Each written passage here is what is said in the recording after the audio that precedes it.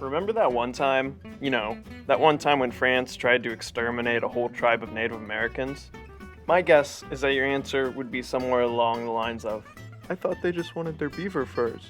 But this is where you're wrong, because France has been stereotypically taught to us as being the friendly fur traders in the New World. But let's take a look at one of the exceptions to this stereotype. Our story starts with a Jesuit priest named Claude Aloys. He arrives on the banks of the Wolf River in modern-day Wisconsin. His goal was to find friendly Native American tribes so that he could convert them to Christianity.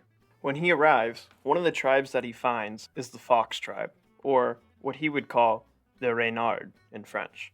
The Fox tribe were actually just a single subsection of the much larger Meskwaki tribe, who totaled somewhere in the number of 6,500 people. Aloys would come back a few years later and build the missionary of St. Mar. He would also build 3 more missions in the area. Aloys would write that Indian refugees from the east were flooding in far faster than he could convert them. This flood of refugees was caused by a war between the Iroquois and the Meskwaki. It's incredible that they were coming in at this fast of a rate, seeing as Aloys could personally claim to convert 10,000 Indians. It appears that the Meskwaki chose their fate even before the arrival of the French, though. This was due to the enemies of the Meskwaki, notably the Ottawa and Chippewa tribes, who would later ally the French. The hatred that these tribes shared for one another would culminate at the Battle of Skull Island. I wonder how it got that name, Skull Island. Seems ominous and foreboding, like something bad happened there. Well, something really bad did happen there to the Meskwaki. In 1640, Ottawa and Chippewa forces would attack the Meskwaki, and they would be forced to flee in their canoes to Skull Island. This island protected them, but only for a time, because whenever night fell, the water that surrounded Skull Island froze over, and by morning, the Ottawas and Chippewas were crossing in large numbers to attack the Meskwaki. 61 years after this battle, in 1701, a Frenchman named Antoine de la Mothe Cadillac would set up a fort in modern-day Michigan, known as Fort Pontchartrain, or otherwise known as Fort Detroit. Cadillac would establish a community there. He would even invite friendly native tribes to settle in the area, like the Hurons from Canada. They even invited the Ottawas and Chippewas to settle in the area. It's safe to say, by inviting their rivals, this really ticked off the Meskwaki. The Meskwaki tribe, at this point in 1701, controlled land both in western Michigan and eastern Wisconsin. They began to set up siege camps right by Fort Detroit, within gunshot range of it.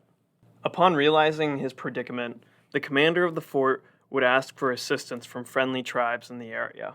At this point, it was April 1712, and the Meskwaki had brought with them 1,000 warriors to try to take Fort Detroit. About a month into the siege, however, the besiegers became the besieged. 600 Ottawa warriors had suddenly shown up to defend their allies.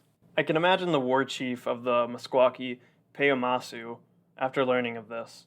His expression would probably be along the lines of, "Really? These guys again? They turned our allies into an island full of skulls. We're screwed." Peomasu and the Meskwaki would hold out in their makeshift fort for a total of 19 days, but only 18 nights. On the 19th night, under the cover of a storm, the defenders would try to make an escape. They succeeded for a time, but eventually, the Ottawas and French would catch up. They would chase down the remaining retreating warriors and slaughter most of the 1,000, with only a few, including Peomasu, escaping. 4 years would pass, until the French wanted more revenge, and in 1716, they would arrive in Wisconsin. Louis de la Porte de Lavigny, I hate French names, would lead 800 French soldiers into the Meskwaki-controlled Wisconsin area. His objective was the largest Meskwaki settlement, located at Lake Butte des Morts. After a siege consisting of 3 days, the Meskwaki would give up. Among them would be Chief Peomasu, who would be taken captive and enslaved, along with around 2,000 of his kinsmen. This would be the conclusion of what the French would call the First Reynard War. It would consist of 3,000 deaths or enslavements for the Meskwaki tribe in a span of just 4 years, lasting from 1712 to 1716. The end of this war did not mean the Meskwaki stopped fighting, however, because they continuously followed their policy of trade disruption against the French. The Meskwaki were so effective at disrupting French trade that eventually it led to the King of France finding out. At this time, it was a man named Louis XV. He would declare an extermination of the tribe in 1728. This still stands today as the only direct declaration of a genocide in French history. The Second Reynard War wouldn't kick off until another 2 years, in 1730, when Captain Pierre-Paul Marin attacked the Reynard once again at Lake Butte des Morts. After experiencing their last defeat at this settlement, the Meskwaki were more prepared this time, and they were expecting an attack. Captain Marin would then coordinate a sneak attack on the settlement.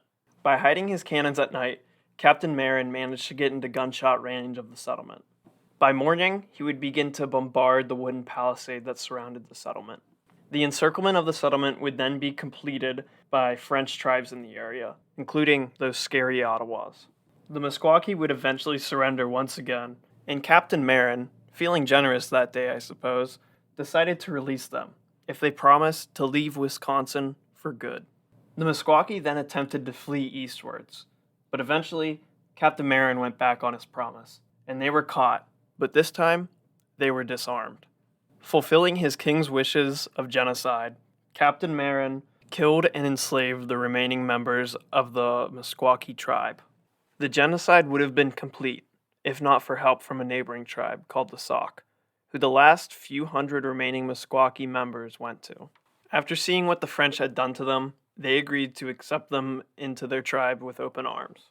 The French then began to attack the combined tribes.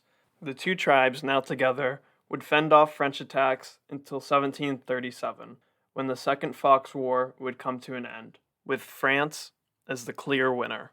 The Meskwaki and Sauk tribes are still closely aligned to this day, with many in the tribes considering one another as their kin. Even with depleted numbers, however, the Fox managed to keep their own separate tribal council from that of the Sauk. These 3 decades of war would result in the near annihilation of the whole Meskwaki tribe. By the time the Meskwaki joined with the Sauk, they only numbered somewhere under 500 people left. This is a total of a 93% population decline, and is nothing if it is not a genocide.